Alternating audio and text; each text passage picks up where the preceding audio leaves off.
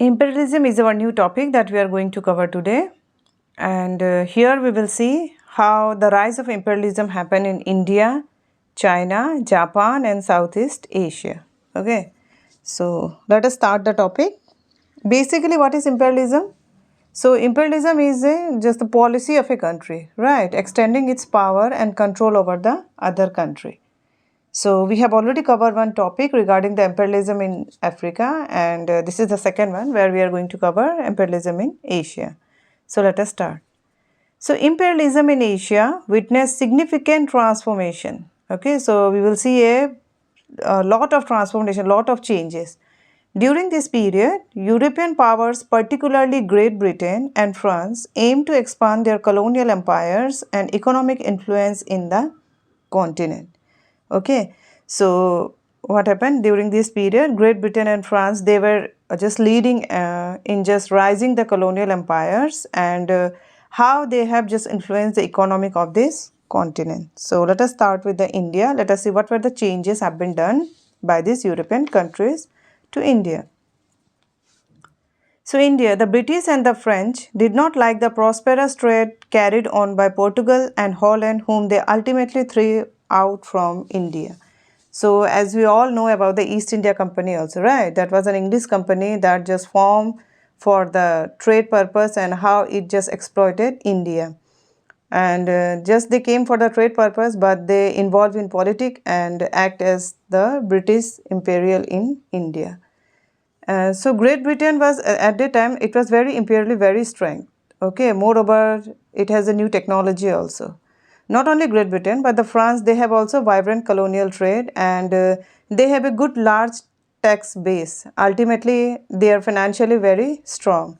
So that's why what happened, Great Britain and France don't want that Portugal and Holland should just have their colonies in India. So they just threw away British and France from the India.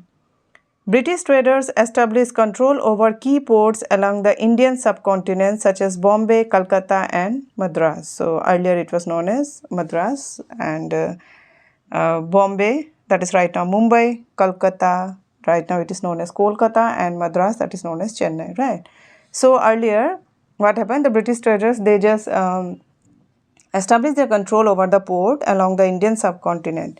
And how did they do? They just defeated the Portuguese, and Portuguese had to suffer the defeat in the Battle of Swally against British, and thus they have to hand it over this Bombay to this one to English. Okay, so in this way the Britishers just threw away Portugal and Holland and just captured the port of India, and slowly and slowly start just building their colonies here. With the establishment of the British East India Company, they gradually extended their control over large ports of India.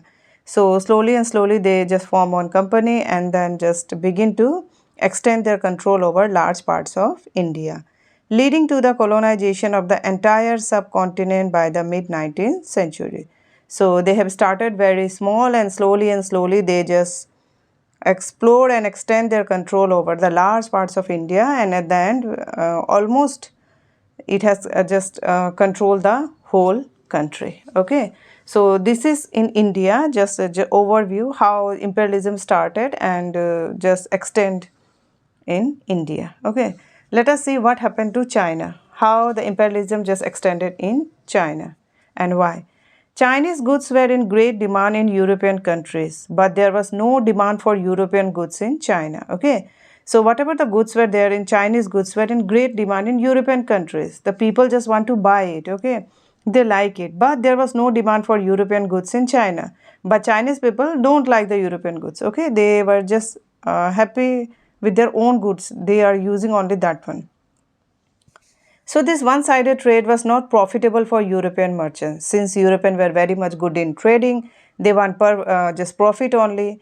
What happened? Their products are just Chinese products are there in the market, but European products are not there in the market. So European merchants were not happy with this one.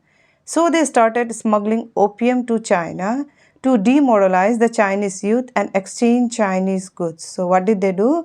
They started to smuggle opium. Now what is the opium? That is a very highly addictive non-synthetic narcotic. Okay, and it is extracted from poppy plant. So what did they do? They illegally just started to do the smuggling of opium so that the youth may get addicted to it, and in return of this opium they will exchange the Chinese goods. Okay. Concerned with the sharp rise in opium addiction and the associated social cost, the Chinese took action against the British. Now, British government also get aware that opium smuggling is going on in our country and the people are getting addicted towards it.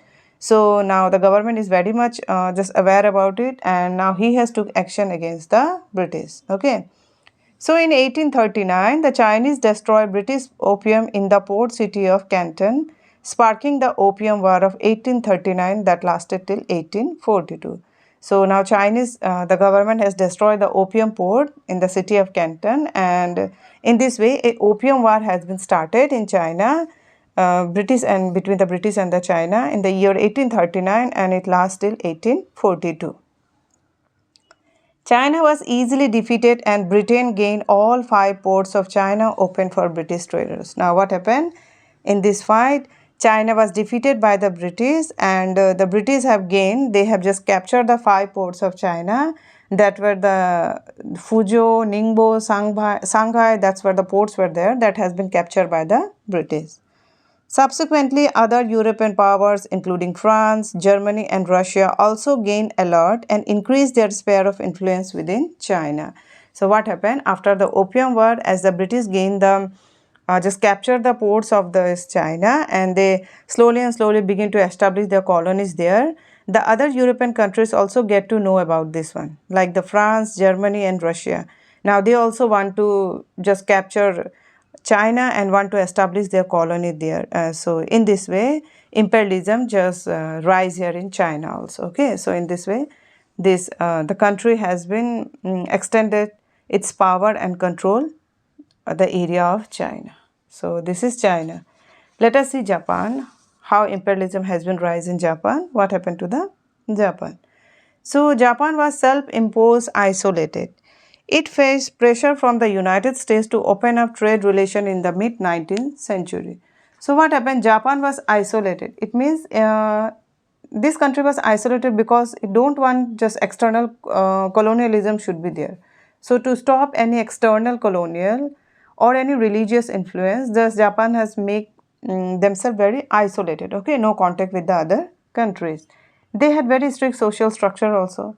So that's why they have just make them isolated from the other countries. But it faced pressure from the United States to open up trade relation in the mid-19th century. So United States of America has forced Japan that let us start with the trade relation, and you should be do the trade with us also in the mid-19th century. This event known as Meiji Restoration. Okay, so this one, the pressure from the United States to open up trade relation in the mid-19th century, and this event is known as Meiji Restoration. Okay, so this is the name that has been given there.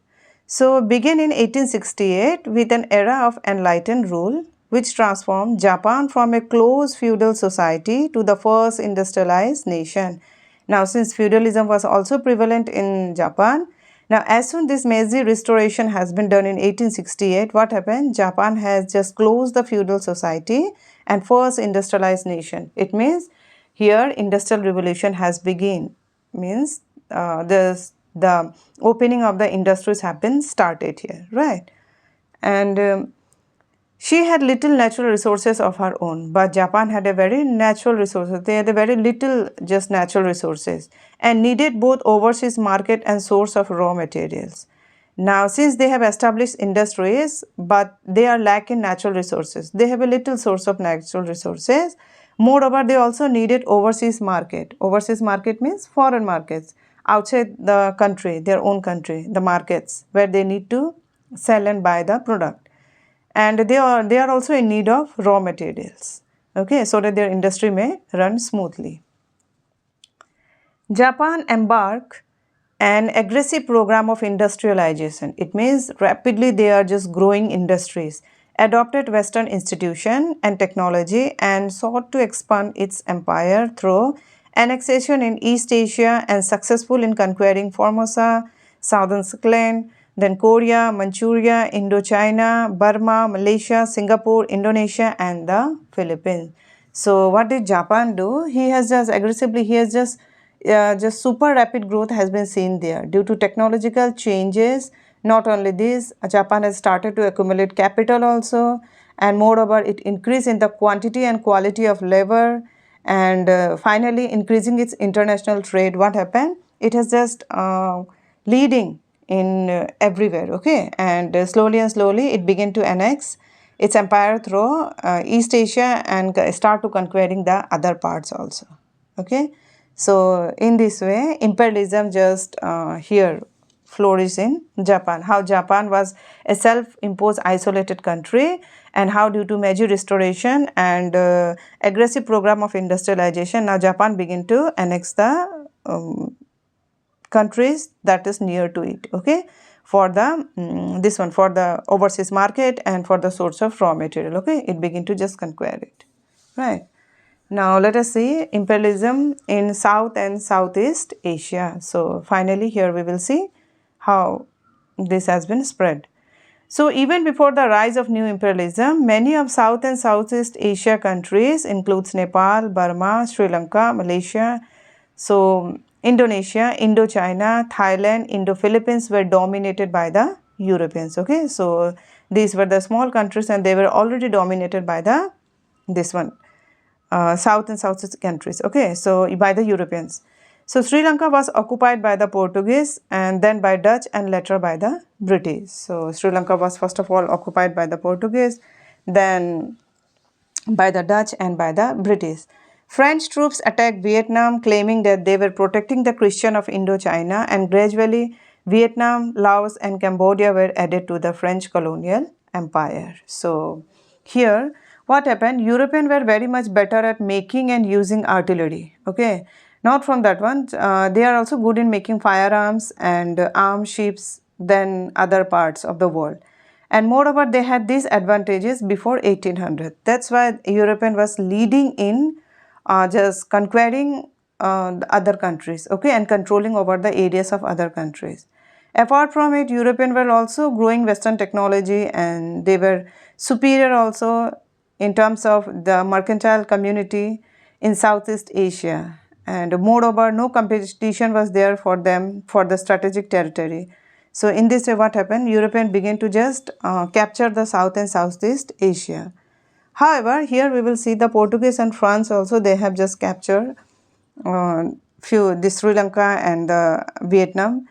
Portuguese were very much good in long distance navigation, okay, and their network and trading post was also very good. So that's why they were also just good in just conquering the other countries.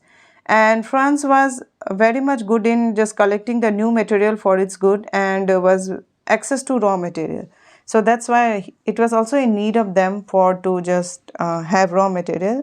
So it also began to attack and just begin to just conquer the other country. So in this way, imperialism just rise and just spread in South and Southeast Asia. So European powers imposed their control over Asian territories, exploiting resources. Okay, what did they do? They just exploit their resources, establishing trade network and asserting political dominance. So they just control the other parts of the country and just exploit their resources and establish their trade networks, and slowly they also begin to politically dominate that country, okay. So this is the topic that we have covered, imperialism in Asia, where we have seen India, China, Japan and Southeast Asia. So I hope this topic has been clear to you. So let us meet with the another topic in the next video.